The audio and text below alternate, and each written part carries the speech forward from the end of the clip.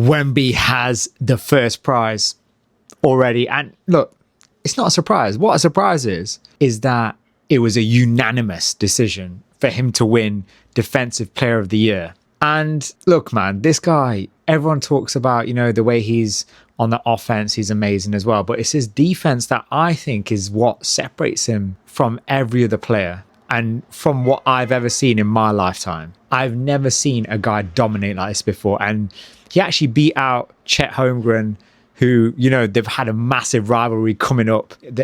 I watched a video basically literally like a couple of months ago on how they've had this massive sort of rivalry from the junior ages. Like they were always pitting against each other, and USA beat France in like a world like under something final. And it was, yeah, man, like, so this is, I think in the back of Wemby's head, like that's always brewing. So I think to get one over Chet, I think that's a massive thing for Wemby. I know it might not seem it, but I think it is. And in winning this award, he actually becomes the youngest ever, not just the first ever unanimous winner of it, but the youngest winner of the DPOY. And honestly, I think he can win this for as long as he wants to.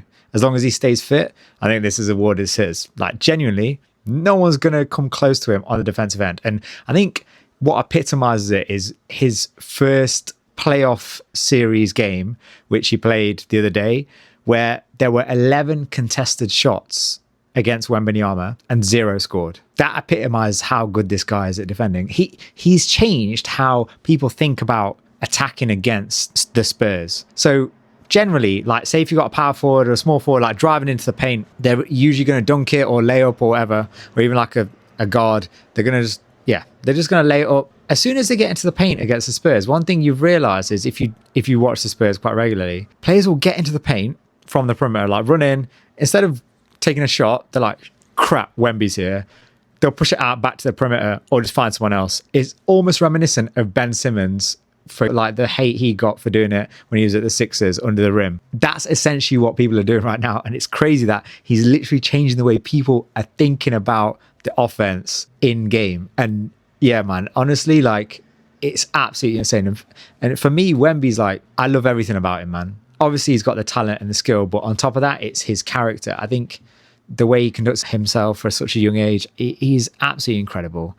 And I've said this once, and I'll say it again. I think that in 10 years' time, if he stays fit, people will put him on the Mount Rushmore. And I think he'll be top 3. I think people will have MJ there, LeBron there, Wemby there, and then one other person. I genuinely think if he stays fit, by the time he retires, he'll be number 1. There will be no one touching this guy. Trust me. He's just weird.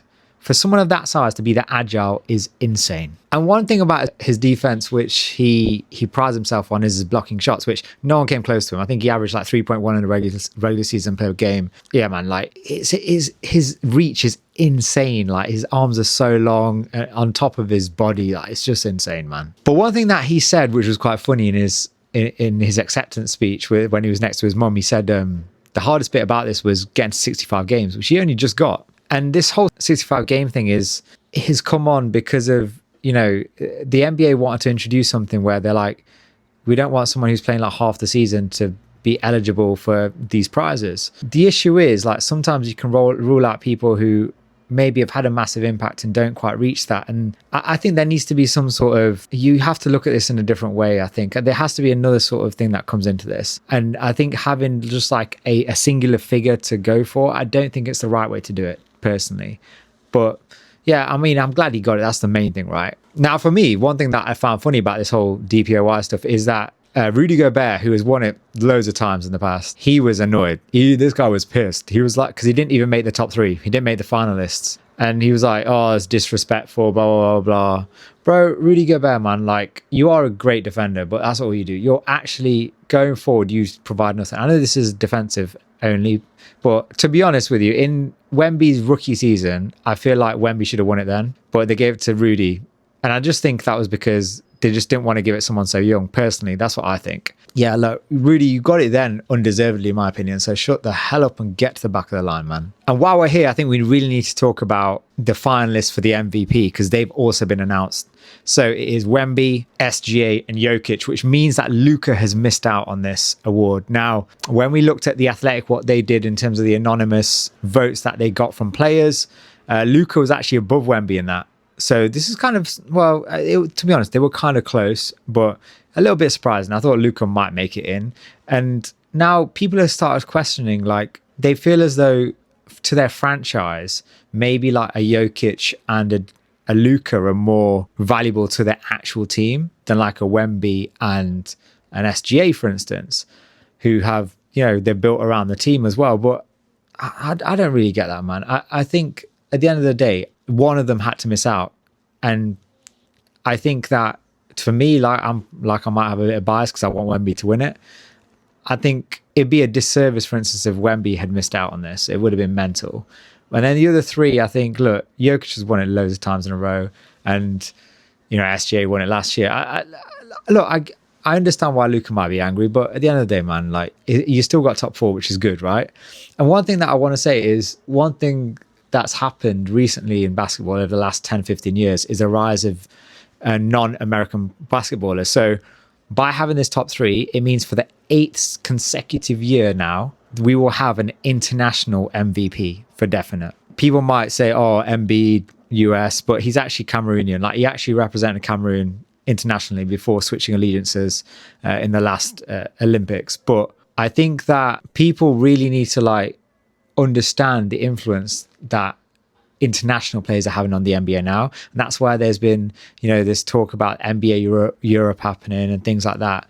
So yeah, man, I think that's quite nice to see.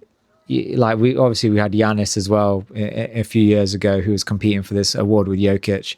So yeah, man, SGA is obviously Canadian. So yeah, you need to, I think it's just a bit of a reality check for US basketball in general, because they've dominated the world scene, obviously, throughout in loads of years. Obviously, they had the one slip up in the Olympics, but they've got to be on their toes now, man. Like, especially like these European Donnies are coming from. But even like 20 years ago, I remember France had Tony Parker, who was incredible. You had Dirk Nowitzki, who was literally going for MVPs and stuff. So we've always had one or two people, but the fact that your top three finalists and there's no US people in there, I think that's an indictment on US basketball, and they need to really fix up, to be honest with you. But yeah, the playoffs have kicked off as well. So look, I've been keeping a little close eye on them. I did a little playoff bracket. So if you haven't seen it, go watch it. And I'm just trying to match up, like, how are my predictions panning out? I know it's only been a couple of games, but you know, I think I'm already off by one of them. I'm like, oh crap, man, I didn't think that they would win a game.